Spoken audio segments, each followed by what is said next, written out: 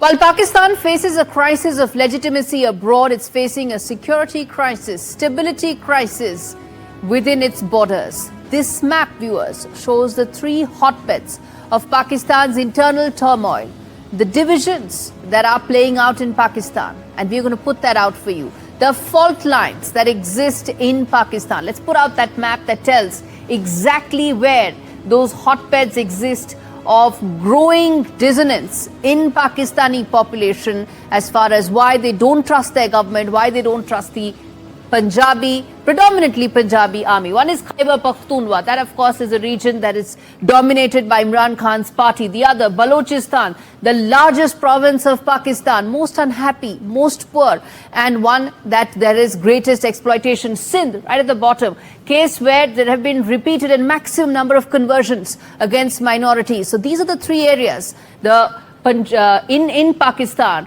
where instability has been at the highest, has been growing louder and louder than ever before, bringing fresh trouble for Islamabad. First in Sindh, amidst the growing hostilities between India and Pakistan, clashes broke out in Sindh over Pakistani government's controversial canal projects.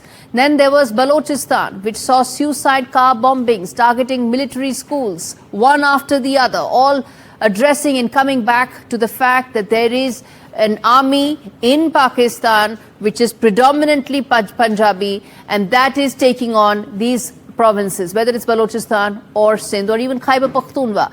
Pakistani security forces killed 9 terrorists in 3 separate operations. This year alone, Khyber Pakhtunkhwa has reportedly seen nearly 300 attacks. Just how sharp are these divisions?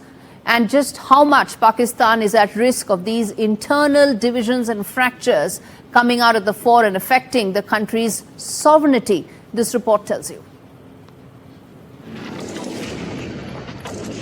A government official's home set on fire, angry mobs choking the streets as hundreds of protesters clash with police. Lawlessness is spreading in Pakistan, primarily in its historically most restive regions, the southern provinces of Sindh and Balochistan. In Sindh, angry mobs vandalized and torched the house of Home Minister Ziaul Hassan Lanjar as the province became a battleground between the police and workers of the Sindhi Sabha Nationalist Party. At least 2 protesters were killed in the violence as protesters blocked highways while others looted trucks and even torched oil tankers, paralyzing parts of the province for days. Sindhi nationalists have long been imposing a controversial government-led canal project and commercial farming projects in the region, fearing it will worsen the water shortage in Sindh, diverting water to Punjab to support military-backed agribusiness.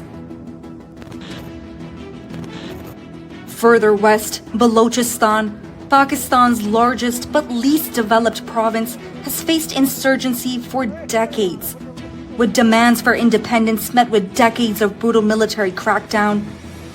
Last week, a suicide car bombing targeted a military school bus in Kuzdar, killing several children and army personnel, with the Balochistan Liberation Army claiming responsibility.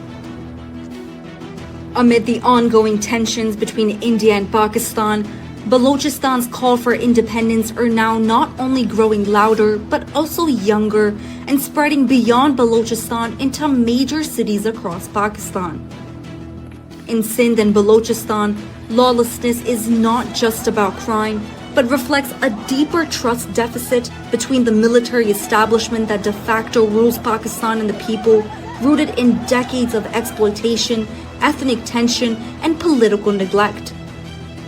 While Asim Munir tightens its grip on Pakistan as Field Marshal, violence flares across the country. Islamabad finds itself facing more than just unrest, but a crisis of legitimacy. Now, not just internationally, but also at home. A crisis that could test the fabric of Pakistan.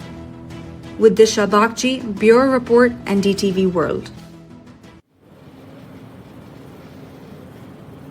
So the Power Play segment on fault lines tells you what exactly are each of the power factions saying and why this could actually be a crisis of sovereignty for Pakistan. Let's put out some of those graphics that tell you the operation hereof that is underway by Balochi Liberation Army and why it is such a cause of concern for for the Pakistani security establishment. First up, the Operation Herof has seen the number of cases that have come in, the number of attacks that they have made. We put that out in terms of 78 attacks on 58 locations. This is 2.0, which means it has just started about a couple of weeks back. Some of them have been absolutely audacious attacks that have taken place on the security establishment, raising concerns that at this stage it is almost difficult for given the fact that military posts and security infrastructure have been targeted, it's almost difficult, if not impossible, for the government, the administration, the security establishment to respond to the scale at which they are being attacked. Balochistan fighters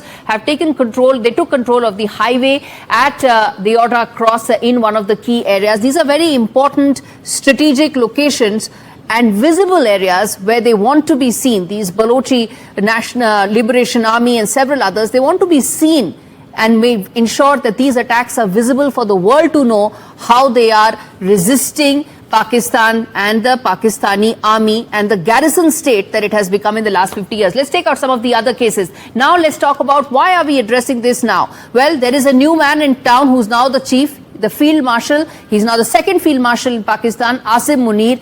And we are asking, is he going to unite or further divide Pakistan? Why are we saying that? Well, because Imran Khan has said that he's actually should have been called and should have been given the title of king. And in fact, his vision, Asim Munir's vision is that of a hard state. He wants it to be like a proper military state, something that Pakistan has often on been in because, it's not ever been a proper fully democratic institution. It has always been controlled by the army in the past as well. Whether you take Ayub Khan, Yahya Khan, Zia-ul Haq, all have had varied degrees of what kind of a garrison state should they be. But Asim Munir, being the second Field Marshal in Pakistan, the first in 60 years, he would want his legacy to probably be much bigger than several other of the previous generals, which is why we asked that he has said that he's going to crack down on Balochistan. How will that play out? Will that impact the sovereignty of Pakistan going forward? Because we just played out the instances of Balochistan fighters, the attacks that have only increased and how those visible attacks are a direct confrontation with the Pakistani security establishment. These are some of the specific attacks that have taken place, railway station being one of the most visible ones that have taken place along with several others. It has been going on for the last 1 year very regularly. These attacks are taking place, and of course the train hijacking being one of the most prominent ones. Let's get it, Shivarud, my colleague, to talk to us about what this means, given the fact, Shiv, we are talking at a time when Asim Munir is, of course, now the Field Marshal in Pakistan, the second only in 60 years. He wants to prove a point. He probably has a bigger vision of a garrison state than maybe even Zia-ul Haq. How do you see that panning out in terms of clampdown on Balochistan and also the Sindh attacks that have been coming to fore more regularly in the last couple of months, last couple of weeks? Well, Gaurie, given that, and I'm going to continue to address him as General Asim Munir because the Field Marshal is smoke and mirrors for the moment. It's a self-imposed promotion on the back of a huge combat humiliation at the hands of India. So General Asim Munir is the kind of person whose legacy for the moment is Operation Sindoor, huge number of military setbacks, a ceasefire, negotiated on India's terms. And since you mentioned Balochistan and the idea of a garrison state, just before the Pahalgam attack, Asim Munir's entire legacy was a historic defensive posture of the Pakistan army at the hands of Baloch separatists and militants. The fact is, as we speak, I have counted at least 11 separate attacks, including the train attack, by Baloch separatists on the Pakistan army. They are having their way. This is, of course, a very serious business, but the insurgency and separatism in Balochistan has organized itself into the kind of threat to Pakistan that has meant that Pakistan has needed to commit an inordinate, possibly even historic number of resources towards just that one province, taking military resources away from other priorities, including what's happening. Let's not forget Peshawar, KPK, even the line of control, and therefore.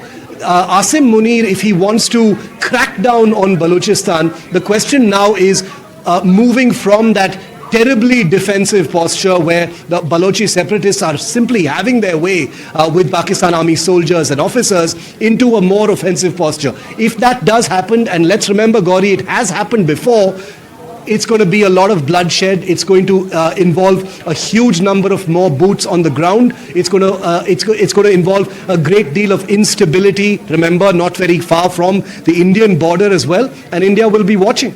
Absolutely, Shiv. Thanks much for giving us that insight into how things are likely to unfold in Pakistan with Asim Munir at the helm and the instability that we are talking. Well, viewers, as far as the seeds of separation are concerned, they are not new. In fact, both Sindh and Balochistan never wanted to be part of Pakistan. In fact, Balochis had written when the partition was taking place that they wanted to be a part of India, but it was Jinnah who took the entire region, almost annexed it in March 1948 at gunpoint.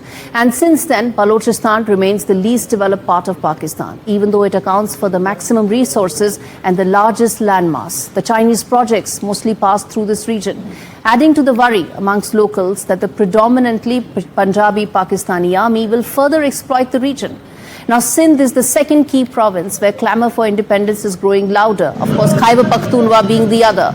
This is the region with one of the highest cases of atrocities against minorities. A 2022 US State Department report said widespread cases of extrajudicial killings and recovery of mutilated bodies have happened across Sindh. These divisions, these fault lines are the cause of Pakistan's continued instability. Asim Munir's appointment will become a catalyst to worsen the friction and fault lines in Pakistan. Why? He will need to ensure and deploy more resources here, whether it is in terms of funds, whether it's in terms of weapons, whether it's in terms of boots on ground. It will take away resources from some of the other priorities of Pakistan, which is already struggling and its army already on the back foot. As for India, it needs to be prepared for both the unrest that will lead to and raise national security concerns on our borders, and even raise a concern as far as a humanitarian disaster that may unfold on the border that we need to be very watchful of.